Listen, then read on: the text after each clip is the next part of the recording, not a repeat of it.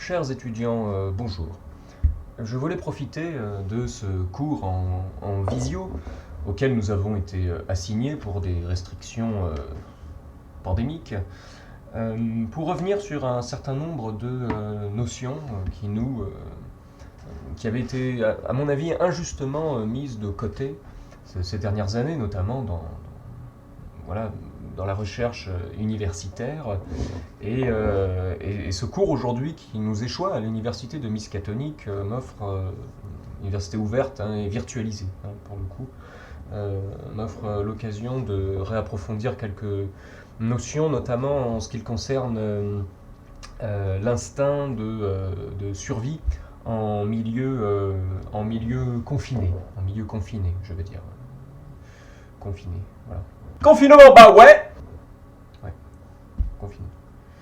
Et nous allons pour cela nous appuyer sur un matériau, parce que pour monter quelque part et s'élever, vu que vous êtes des élèves et qu'il faut vous élever pour être mieux, enfin voilà, on s'élève, on va utiliser un matériau, un socle pour rebondir, pour s'élever.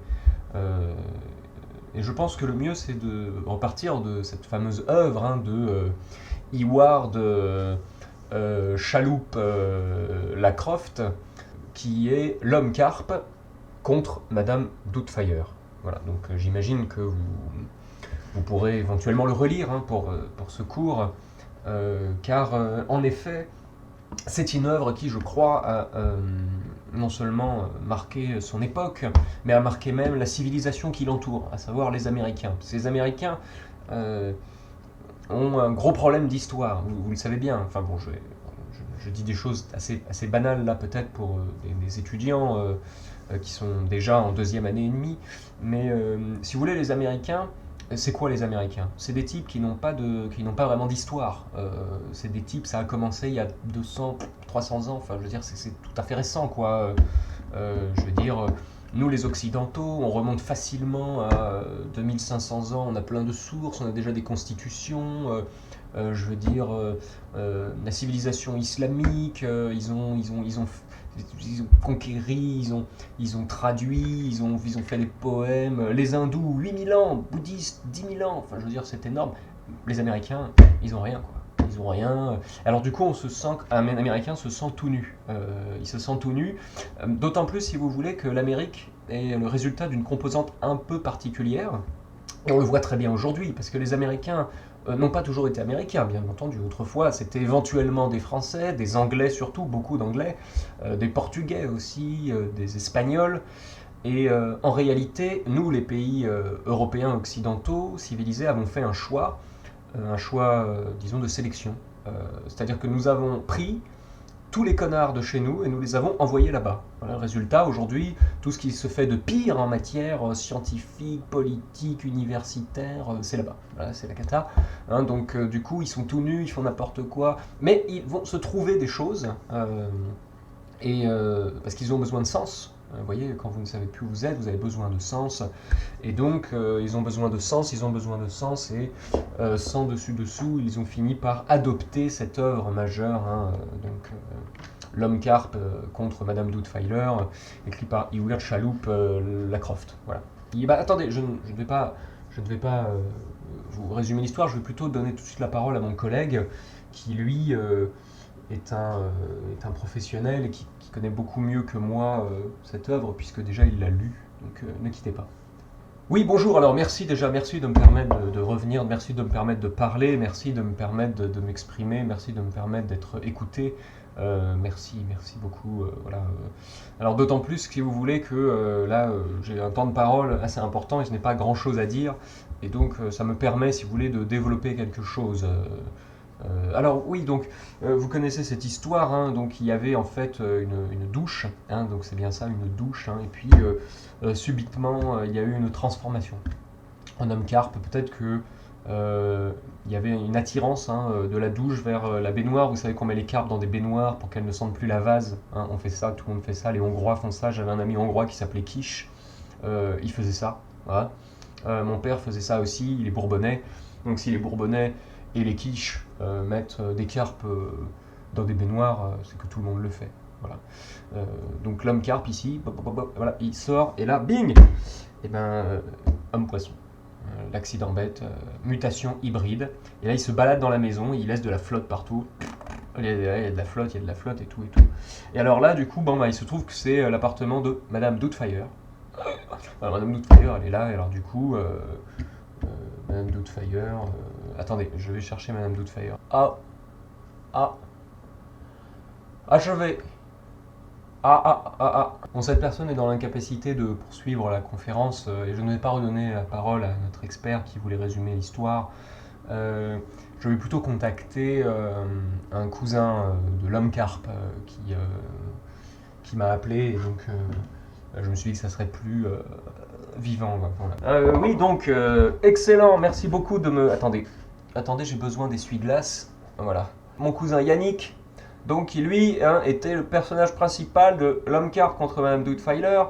Alors je tiens à dire que les poissons d'eau douce, à côté des poissons d'eau salée, c'est de la merde. C'est pas bon, ça a le goût de vase. Alors je sais que certains petits malins les mettent dans des baignoires, mais si vous voulez, ça ne compense pas le fait que la chair d'un poisson d'eau salée est incommensurablement meilleure. Je veux dire, vous faites n'importe quoi. Vous bouffez des poissons d'eau, vous les mettez dans des baignoires. Mais je veux dire, votre civilisation est en déclin. C'est une catastrophe. Vraiment, vous êtes des nuls. Oui, et donc pour revenir sur l'histoire exacte de cette nouvelle de l'homme carpe contre Madame Doubtfire, il s'avérait que Madame Doubtfire était confinée et donc son mari devenu homme carpe, qui est une sorte d'hybride, comme nous l'avons bien compris après l'intervention de son cousin, une sorte d'hybride sous-évalué, enfin sous-développé, diminué même dans l'ordre des hybrides. Il était donc très difficile à cet homme carpe de se cacher dans l'appartement de Madame Doubtfire, qui n'était pas un très grand appartement, même s'il y avait un aspirateur. Donc Madame Doubtfire, elle, et c'est là que l'histoire devient intéressante, parce qu'elle s'ancre dans l'histoire de son époque, était atteinte du Covid. Et donc elle avait perdu l'odorat. Et donc quand on perd l'odorat, on ne peut plus suivre à la trace un homme carpe, même dans un appartement petit. Donc Madame Doubtfire, si vous voulez, elle essayait, elle ne trouvait pas. Elle ne trouvait pas. Et donc elle devait suivre, si vous voulez, les choses de manière un petit peu instinctive. Elle essayait notamment, parce qu'il y avait un peu d'eau, elle se disait, l'eau c'est des traces de l'homme carpe, mais vu qu'elle-même avait des pertes et que tout était compliqué dans l'appartement, il y avait aussi des fuites, il fallait qu'elle goûte. Elle avait encore le goût, heureusement, l'odorat était parti, mais le goût était encore là. Alors après, elle avait les doigts violets. Les doigts violets, vous voyez, ça devient, c'est le Covid. Donc elle goûtait, elle disait, ah non, ça c'est des pertes. Ah oui, il y a un peu de poiscaille ici. Ouh, ça sent le varech. Ouh, le varech. Et là, hop, elle suivait l'homme carpe. Et évidemment, comme dans tout bon scénario, au moment où elle pensait avoir trouvé l'homme carpe, il était en réalité derrière elle. Heureusement, Madame Doubtfire avait toujours à portée de main un aspirateur. Elle lui a donc, si vous voulez, écrasé sur la gueule. Et c'est donc ainsi que tout est bien, qui finit bien, comme dirait l'autre. Voilà, donc merci beaucoup pour ce résumé très riche qui vient donner de la nourriture à notre corps, beaucoup de nourriture. Et nous avons besoin de nourriture en ce moment, de nourriture spirituelle surtout, parce que nous sommes séparés les uns des autres. Donc. Bon, j'ai envie de dire tout simplement, et en toute simplicité, y a-t-il des questions de la part de mon auditoire virtuel posé derrière cet écran? Oui, bonjour. Alors, s'il vous plaît, moi j'avais une question. Pourriez-vous revenir encore une fois sur, si vous voulez, le rôle prépondérant que vous avez attribué à cette œuvre-là qui vient approfondir et donner une civilisation aux États-Unis et aux Américains qui, comme vous l'avez rappelé, étaient globalement des gros cons, parce que nous les avons... vous voyez, moi je ne comprends pas déjà cette manière comme ça d'insulter les gens. Est-ce que vous n'avez pas peur d'essentialiser le peuple américain? Êtes-vous prêt à restreindre l'influence des Américains? Comment voyez-vous les choses? Est-ce que vous êtes communiste? Alors, d'abord, moi j'ai envie de vous dire merci. Merci pour cette question qui me permet d'approfondir donc une nouvelle fois un point que j'avais commencé et que je n'avais pas malheureusement pour des questions de temps et de politesse développé. Donc merci. Merci, votre question me touche, vos compliments aussi. Et donc je répondrai effectivement à cette question. En temps de Covid, évidemment, tout est nouveau, tout est permis, les gens sont confinés. Que font les gens quand ils sont confinés? Ils font des choses. Ils font des choses, et les Américains font des choses, moi je fais des choses se passent même. Je pense qu'on pourrait éliminer la notion de sujet agissant, vous voyez, pour revenir à des choses plus... qu'est-ce qui se passe en fait, hein? Je ne sais plus. Vous voyez, moi-même je me regarde, des fois je ne me reconnais pas.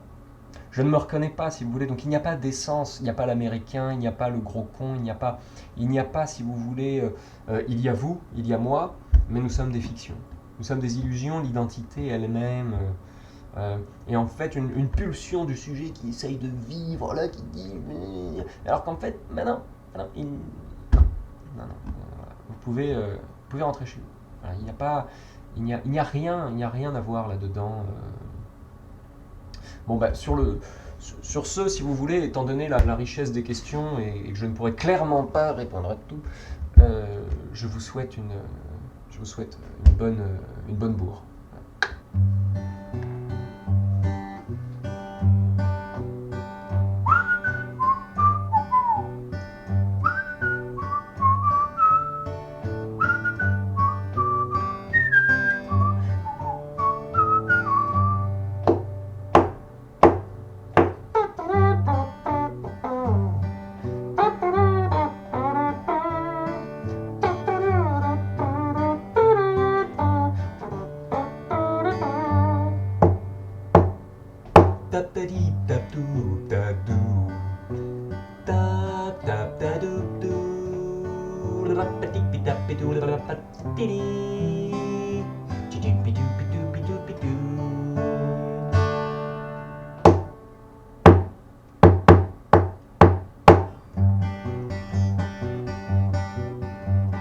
Robin avec Petit Jean au bois se promènent, ils s'en vont le cœur content et devisent gaiement. Des souvenirs du passé heureux ils se souviennent, au-delà, quel beau jour vraiment. Pourquoi redouter l'eau calme et bleue de la rivière qui par temps se complaira à leur jeu? Qui peut se douter que l'ombre douce et familière cache un gros shérif au dessin belliqueux? Et les petits gens filent à toutes jambes, écartant tout en courant les branches et les haies. Puis au tournant d'une allée disparaissent par enchantement, au-delà, quel beau jour vraiment. Au-delà, quel beau jour.